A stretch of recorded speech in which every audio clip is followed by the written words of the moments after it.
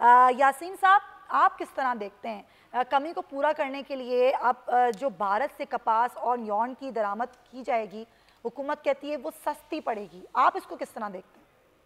देखिए जी, मैं पहले तो ये मुझे नहीं पता कि कौन साहब थे जो बात कर रहे थे अभी। मैं आपको बता देती हूँ, चौधरी सलामत अली साहब हैं। अच्छा अच्छा, चौधरी साहब थे। अच्छा, देखिए जी, बात ये है, चौधरी साहब को मैं एक चीज ये कहना चाहता हूँ आपकी चैनल के थ्रू कि कोई भी इंडस्ट्री, कोई भी, चाहे वो स्पिनर हो या वैल्यू एडेड वाला हो, ये नहीं चाहता कि मेरा कस्टमर मर जाए। सही। तो हम स्पिनर हैं और ये वैल्यू एडेड वाले जो हैं ये हमारे कस्टमर हैं, हमारे भाई हैं, हम सब एक साथ हैं। ये नहीं है कि स्पिनर ये चाहेगा कि मेरा कस्टमर जो है वो बेचारा बंद हो जाए या मारा जाए। तो ऐसा कोई भी टेंशन नहीं है।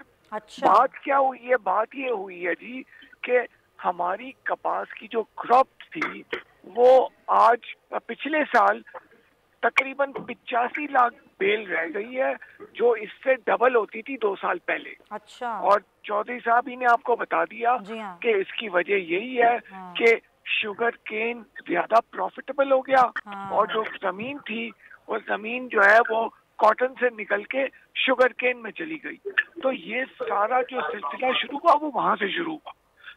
अब आप बात करते हैं कि हाँ जी ठीक है, ये देखें, दुनिया भर से तो यान की इंपोर्ट या दुनिया में भर से कॉटन की इंपोर्ट खुली थी और जाहिर है कि ये वैल्यू एडेड सेक्टर वाले हैं, ये डीटीआरई में भी मंगाते हैं, ड्यूटी फ्री आ जाता है इनका माल, क्योंकि इन्होंने दोबारा एक्सपोर्ट करना होता है, तो ड्यूटी का भी कोई मैटर नहीं होता। सिर्फ बात ये थी कि इंडिया से यान और कॉटन बंद था, उसकी वजह ये थी कि और अभी भी ये फैक्ट यही है कि इंडिया ने हमारी जो टेक्सटाइल मसनूआत है उन पर तो 100% के ऊपर ड्यूटी लगाई हुई है। तो जाहिर है कि हम रिटेलिएट क्यों ना करें? अगर वो हमारी प्रोडक्ट के ऊपर इस तरह से करेंगे तो हमें भी रिटेलिएट करना था और वही हुकूमत ने किया था। अब ये है कि क्योंकि यहाँ पर जो है वो अभी भी शॉर्टेज है, ये नहीं है कि हमने कोई जखीरा अंदोजी कर ली या क्या, ये चीजें ये कहने की चीजें होती हैं, जखीरा अंदोजी कर ली, ये कर लिया, वो कर लिया, लेकिन एक कारोबारी आदमी होता है या एक फैक्ट्री होती है, उसको तो रोज माल बनाना है, रोज माल बेचना है। जखीरा अंदोजी करके तो अपना ही नुकसान करेंगे ना, अपना ही नुकसान करेगा। वो अगर माल जमा करता रहेगा तो पीछे से कैसे फाइनेंस करेगा अपने आप को? बिल्कुल सही। तो ये सारी गेम जो है ना, ये डिमांड एंड सप्लाई की होती है और इसी पे चलता है ये सारा काम जो है। बिल्कुल आप सही कह रहे हैं और यासिर साहब आपकी बात भी दुरुस्त है कि जो भी हो वो दो तरफा होना चाहिए, एक तरफा कुछ भी नहीं होना चाहिए। बिल्कुल सही है, तिजारत को बहाल होना चाहिए, सारी चीजें बिल्कुल होना चाहिए, लेकिन दो तरफा होना चाहिए, एक तरफा कुछ भी नहीं होना चाहिए। हाँ, और एक बात है कि हमें अपने मुल्क के मफाद में भी सोचना चाहिए कि जब इंडिया ने हमारी मसनूआत पे 100% ड्यूटी लगाई हुई है, तो क्या हम कुछ रिटेलिएशन न करें? तो हमारा इकदाम क्या होने चाहिए? Point taken. लगारी साहब, इंडस्ट्रीज को फायदा हो मुल्क की बहुत अच्छी बात है, आपने किस तरीके से इंडस्ट्री को ऊपर लेकर जाना है, हुकूमत इस हवाले से पॉलिसीज बनाती है। आपके ख्याल में कि जो बात अभी यासीन सिद्दीक साहब ने की कि जो भी सूरत हाल हो वो दो तरफा होनी चाहिए, जब वहाँ पर जो हमारी प्रोडक्ट्स हैं उन पर तो 100% ड्यूटी है, तो पाकिस्तान क्यों नहीं रिटेलिएट करता? पाकिस्तान का इकदाम क्या होना चाहिए आपके ख्याल में? हुकूमत का ये अच्छा कदम है या नहीं? पहली बात यह है कि बहुत से इश्यूज़ को एक तरफ करके इस इशू को हुकूमत ने टेकअप किया है कि चलो भी ट्रेड करते हैं। एक ज़माने में पूरी सिविल सोसाइटी कहती थी कि जी चलें ट्रेड करें, लेकिन ट्रेड करने को तैयार नहीं थे। पहले वो कहते थे दीगर इश्यूज़ हैं जो हल होने चाहिए, और अब इश्यूज़ को एक तरफ कर दिया गया है कि जी ठीक है इनको एक तरफ रखते हैं और माजी को छोड़ते हैं, अब यहाँ नया सफ़र करते हैं।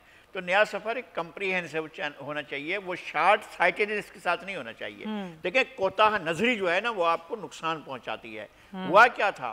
हुआ ये था कि आज से 40 साल पहले आपके पास थी दो चीज़ें थीं, एक कॉटन एक्सपोर्ट कॉरपोरेशन थी, एक राइस एक्सपोर्ट कॉरपोरेशन थी।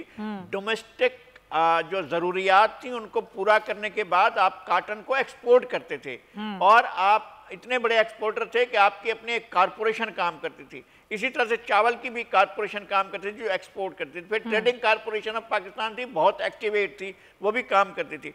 हुआ क्या कि जहाँ पर काटन होती थी, पहले यहाँ क्या गया कि काटन का जो टेक्सटाइल का हमारा जो इंडस्ट्रियलिस्ट था उसको यहाँ से भगाया गया, और जहाँ जहाँ भी हमारे काम थे उनको पहले बंद कराया गया, उनको भत्ते की पर्चियाँ दी गई, उनको जो है तंग किया गया, बेजार किया गया, और साथ में जहाँ पर हम काटन लगाते थे वहाँ पर कहा गया गन्ना लगाओ जी, नया कारोबार चलते हैं। अब क्या गन्ना आने के बाद आपने कोई शुगर केन एक्सपोर्ट कारपोरेशन बनाई या आपने शुगर एक्सपोर्ट कारपोरेशन बनाई? क्या आपको इतना एक्सपोर्ट्स हो रही हैं जो माजी में होती थी, या जो आपकी मार्केट थी वो शिफ्ट हो गई बांग्लादेश की तरफ? आप जाएं यूरोप में, अंदर यूरोप में कहीं भी आप जाएं तो आपको यूरोप में हर मॉल में मेड इन बांग्लादेश जो है आपको जगह जगह मिल जाएगा, कहीं भी आपको मेड इन पाकिस्तान नहीं मिलेगा। पहले भी एक बेईमानी होती थी हमारे यहाँ कि यहाँ कपड़ा बनता था और जापान की मोहरें लगाकर अल्लाह अल्लाह खाता, जापानी कपड़ा आया भी देखो तो सही, वो यहाँ का होता था हमारा कपड़ा। तो ये सारी की सारी अब हमने एक नई पॉलिसी बनानी है। ये बहुत जल्दबाजी में किया गया, जो भी फैसला किया गया है कि जी चलो मामलात को एक तरफ रखते हैं, तनाज़ात को एक तरफ रखते हैं, कश्मीर को एक तरफ रखते हैं, या उसको स्टैंड करते हुए हम उसको छोड़कर या उसको फौरी सामने लाकर नहीं, बल्कि हम चलें भाई ट्रेड से शुरू करते हैं। चूँकि हमारे पास मोटरवेज बन गई हैं, रास्ते बन गई हैं, सेंट्रल एशिया के लिए रास्ते खुल गए हैं, अब हम राह गुजार, तो फिर हमारे पास तो ये रह जाएगा कि हम चुंगी लेने के लिए खड़े होंगे कि जी इंडिया के ट्रक आएँ और हम चुंगी लें उनसे और कहें कि चलो जाओ। हमारा ट्रेड में क्या हिस्सा होगा? क्या हम इतना अपना टेक्सटाइल की हमारी सनत इतनी बड़ी सनत हो जाएगी कि हमारा माल जो है वो सेंट्रल एशिया में जाए? सब्सक्राइब करें और बेल दबाएं ताकि कोई खबर रह न जाए।